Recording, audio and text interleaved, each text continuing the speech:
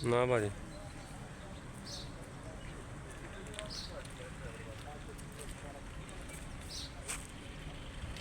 चलो ना आगे फिर दसो जरा जाके। हाँ जी विकास भाई किहड़ी जगह पहुँच गए हो?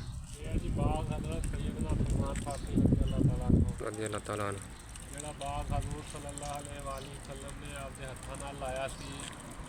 ਸਲਮਾਨ ਫਾਰਸੀ ਬੇਸਿਕਲੀ ਗੁਲਾਮ ਸਨ ਨਾ ਯਹੂਦੀ ਦੇ, हाँ जी ਉਹਨਾਂ ਨੂੰ ਆਜ਼ਾਦ ਕਰਾਉਣ ਵਾਸਤੇ ਉਹਨੇ ਸ਼ਰਤ ਰੱਖੀ ਸੀ ਕਿ 100 ਖਜੂਰਾਂ ਜਦੋਂ ਤਿਆਰ ਹੋ ਕੇ ਫਲ ਲੱਗ ਜਾਵੇ ਉਦੋਂ ਮੈਂ ਆਜ਼ਾਦ ਕਰਾਂਗਾ। अच्छा ਤੇ ਹਜ਼ੂਰ ਸੱਲੱਲਾਹੁ ਨੇ ਆਪਣੇ ਹੱਥਾਂ ਨਾਲ ਇਹ ਖਜੂਰਾਂ ਲਾਈਆਂ ਸੀ ਤੇ ਇੱਕ ਰਾਤ ਦੇ ਵਿੱਚ ਫਲ तैयार हो गया बाग? ਇਹ ਹਜ਼ੂਰ ਸੱਲੱਲਾਹੁ ਨੇ ਆਪਦੇ ਹੱਥਾਂ ਨਾਲ ਖਜੂਰਾਂ ਲਾਈਆਂ ਸੀ। ਇੱਕ ਰਾਤ ਦੇ ਵਿੱਚ ਬਾਗ ਤਿਆਰ ਹੋ ਗਿਆ, ਖਜੂਰਾਂ ਲੱਗ ਗਈਆਂ। माशाअल्लाह। ਇਸ ਖਜੂਰ ਦੇ ਵਿੱਚ ਉਹਨੇ ਕਿਹਾ ਜੀ ਗਿਟਕ ਹੈ ਨਹੀਂ ਜੀ। ਬੇਸਿਕਲੀ ਕੀ ਹੋਇਆ ਕਿ ਉਹ ਯਹੂਦੀ ਜਿਹੜਾ ਸੀ ਉਹ ਗਿਟਕ ਰਾਤ ਨੂੰ ਕੱਢ ਕੇ ਲੈ ਗਿਆ ਸੀ। ਗਿਟਕਾਂ ਜਿੰਨੀਆਂ ਜਿੱਥੇ ਜਿੱਥੇ ਲਾਈਆਂ ਸੀ ਨਾ ਤੇ ਗਿਟਕਾਂ ਕੱਢ ਕੇ ਲੈ ਗਿਆ। ਤੇ ਫਿਰ ਹਜ਼ੂਰ ਸੱਲੱਲਾਹੁ ਨੇ ਫਰਮਾਇਆ ਕਿ ਗਿਟਕਾਂ ਤੇ ਰਾਤੀ ਤੁਸੀਂ ਕੱਢ ਕੇ ਲੈ ਗਏ, ਗਿਟਕਾਂ ਕਿੱਥੋਂ ਆਉਣ?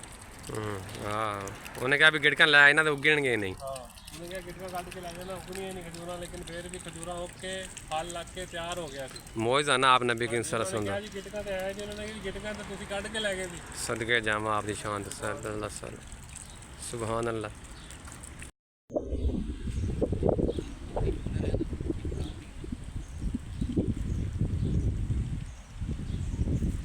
यह सारा बाग है खजूरों का जी, सलमान फारसी रज़ी अल्लाह अन्हु। जिस तरह के वकास भाई तुहानू इस बारे दसते पे सन। और ज़्यादा तो उन्होंने बंद किया है, आगे नहीं जान देंगे है ना, लेकिन बाउंड्री की हुई है, कोई काम शाम इसका हो रहा है।